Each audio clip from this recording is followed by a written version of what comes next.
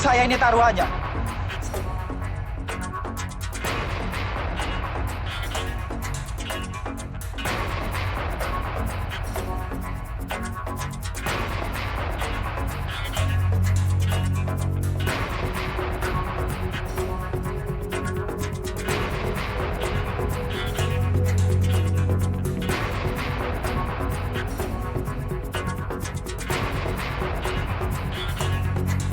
Sobat Lapor Bang Roni dimanapun berada,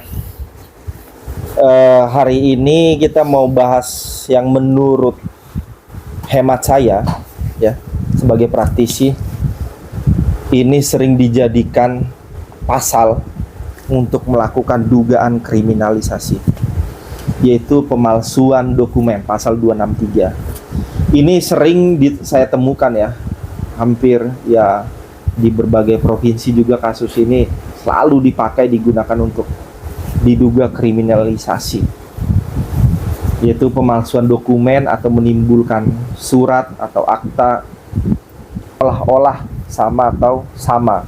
Nah, ini kenapa saya katakan ini pasal yang selalu dilakukan diduga kriminalisasi. Contoh, saya pernah mengalami juga bahwasanya ada klien saya,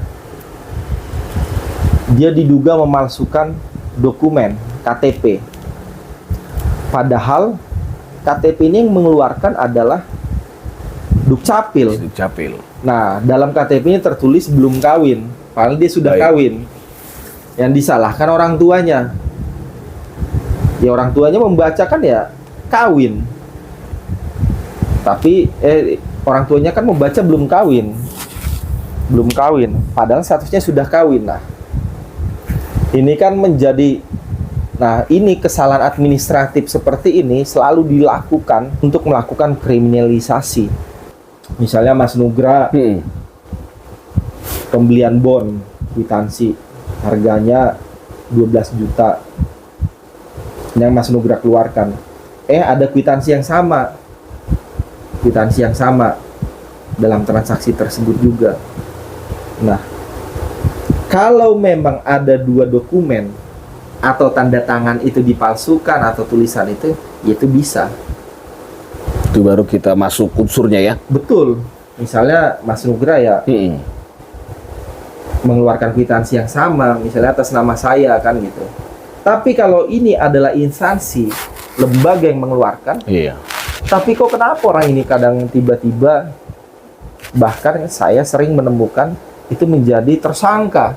Paling mengeluarkan contoh yang saya sampaikan tadi, Dukcapil loh. Orang tuanya disalahin, ya kan? Atau instansi lembaga lain ya, misalnya sekolah atau TK mengeluarkan sertifikat, ya kan? Sertifikat itu terbit, sertifikat les lah misalnya. Ataunya dikatakan itu tidak sah, itu palsu. Ini lembaga ini masih ada atau tidak kan gitu kan? Iya benar. Lah lembaga itu masih ada kok, cuman gurunya aja pindah, pengajarnya aja pindah, kok dibilang dipalsuin kan gitu? Atau gurunya nggak ngajar lagi, tapi karena kewenangannya dia harus mengeluarkan, dia harus mengeluarkan gitu. Dan itu adalah administratif. Tentunya lembaga administratif yang berwenang ya kan? Iya, artinya misalnya contoh kayak KTP itu, kenapa tiba jadi keluarganya yang disalahkan begitu? Harusnya di cross check ke Dukcapil, ya kan? Di cross check ke Dukcapil ini benar nggak produk Dukcapil? Oh benar. Tanda tangannya benar nggak? Terus ada nggak yang dipalsukan? Ada nggak yang dipalsukan? Itu di cross check Dukcapil dan dipanggil itu instansi terkait gitu. Iya. Atau misalnya lembaga lembaga keagamaan misalnya begitu. Kadang juga pernah ada dilakukan kepada kriminalisasi terhadap pemuka agama gitu. Padahal pemuka agama ini sebenarnya berantem kan gitu, karena suka nggak suka ya kan. Ya tapi itu dilakukan. Mungkin salah satu pemuka agamanya mempunyai jabatan atau wewenang. Nah, ini selalu sering nih. Punya kepentingan ya. Kepentingan, ada udang di balik bakwan ya kan. Makanya jadi enak barang itu kan. Misalnya Mas Nugra guru SMA nih mengeluarkan nilai, totonya Mas Nugra nggak jadi guru lagi, padahal lagi pada saat itu yang dia lagi lagi ngajar nih, mau nggak mau dia ngeluarin nilainya. Gila, iya. Dilaporin deh sama kepala sekolahnya misalnya, maksudnya. Itu bisa dituduh itu dipalsuin. Loh, tapi kan kita udah nggak ngajar lagi. Nah, itulah makanya yang saya bilang ini adalah sering digunakan menjadi pasal untuk melakukan kriminalisasi. Nah, biasanya ini orang-orang yang punya jabatan nih melakukan ini. Dia punya kewenangan gitu. Nah, sebenarnya kuncinya juga dalam hal ini sebenarnya Polri ya, ketegasan penegak hukum dalam. Kalau memang itu tidak cukup bukti, ngapain dilanjutin? Jangan nanti pas sudah viral dulu, baru ribut lagi di Indonesia sejagat raya kan. Akhirnya penegak hukum misalnya kalau itu kejadiannya di Polsek atau Polres, tahu-taunya nanti tuh sampai ke Polri kan, artinya jadi riuh lagi, apalagi ini ada konfliknya, kepentingannya sangat kuat kan. Kalau memang tegas penegakan hukum itu, hal itu tidak perlu terjadi. Nah, bahkan yang lucunya ada juga ditetapin tersangka dulu, baru disidik lagi, kan gila nih. Iya. Orang udah tersangka kok disidik lagi? Ya kalau udah tersangka ya udah, limpahkan ke perkara. Pokok perkara, sidang langsung P21. Artinya P21 itu, berkas itu sudah dianggap lengkap untuk disidangkan. Menurut Bang Roni kayak gitu, tindakan penyidik, apa tuh ya? Motivasinya apa? Karena kurang yakin, udah di SP sidik, tapi disidik lagi. Nah, itu yang saya bilang sampai jadi yang saya bilang tadi kan ditetapkan dulu tersangka. Iya. Dugaan saya, pertama, takut kepada pimpinan ya, seperti Richard Eliezer kan, dia tembak baik, tuh. ya. Nah, dia takut nih pada pimpinan. Yang kedua, untuk menakut-nakuti juga. Menakut-nakuti misalnya si terlapor nih. Terlapor ya. Iya, menakut-nakuti. Misalnya ada kepentingan apakah di balik ini supaya dia tidak dalam hal itu ya. Jadi dilaporin dulu nih polisi nih, Mas. Dilaporin dulu.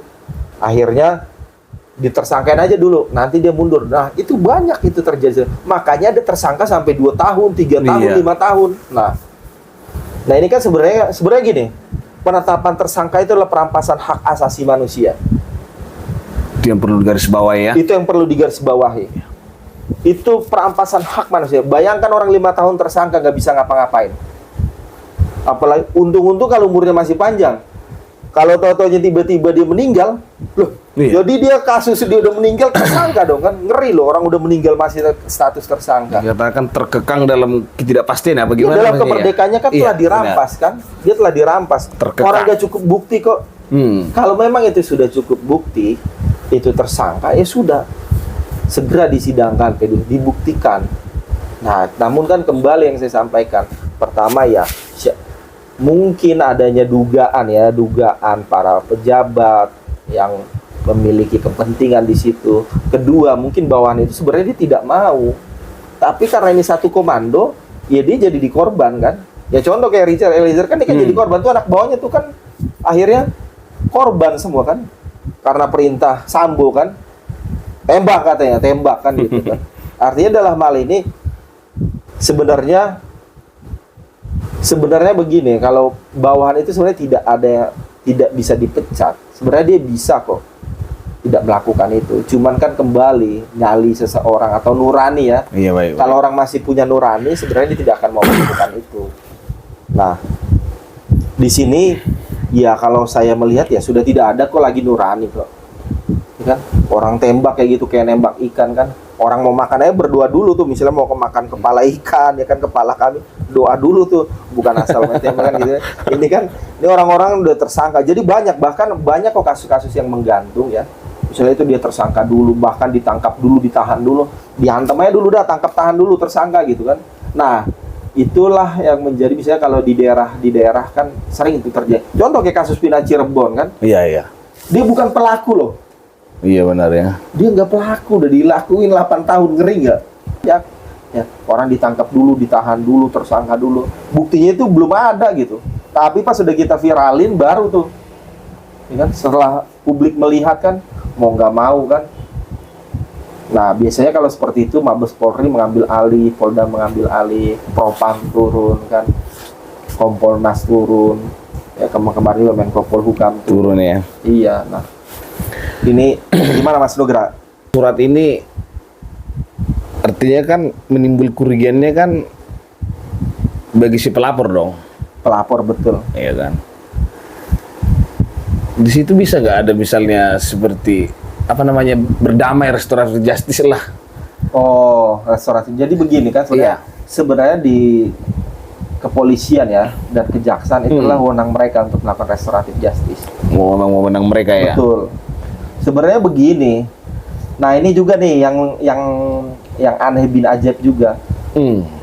Misalnya terlapor, dia tersangka nih. Yang lucunya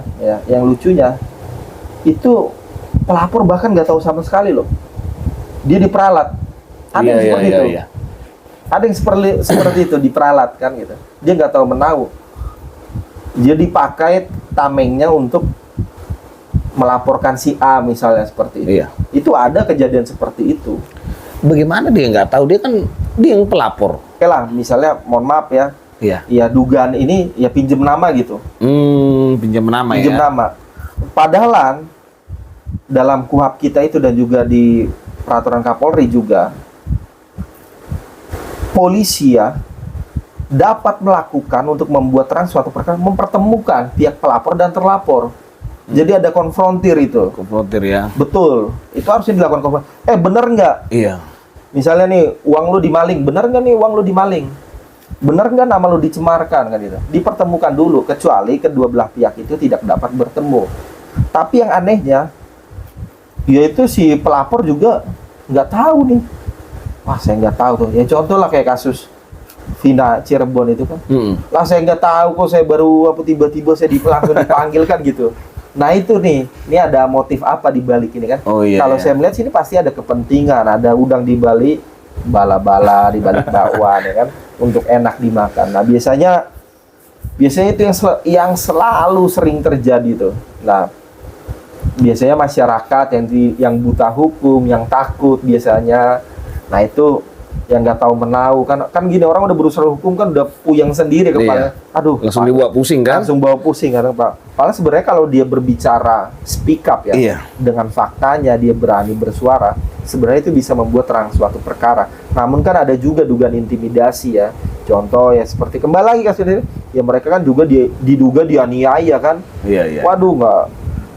Nah itu kan ngeri kan. Nah mau nggak mau dengan orang karena itu rasa takutnya, dia harus mengikuti.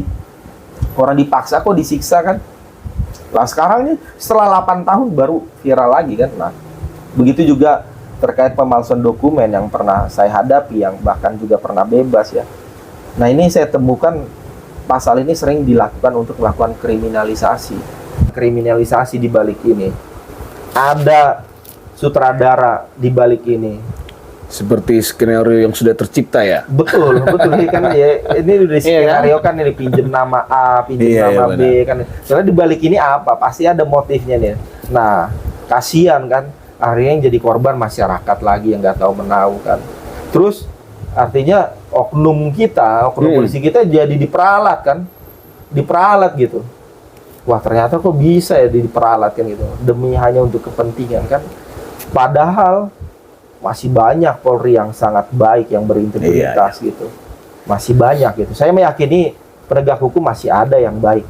Namun, nah, ada oknum di baliknya, ada kepentingan ya, atau ada janji-janji apa ya, sehingga akhirnya penegakan hukum itu tidak bisa tegak seluruh-seluruhnya. Jadi kadang ada karena ketakutan itu akhirnya ya informasi yang diperoleh oleh penyidik juga kurang gitu. Tapi ketika dia berani bersuara, oh iya, jadi terbuka nih, luas. Oh ternyata faktanya seperti ini loh.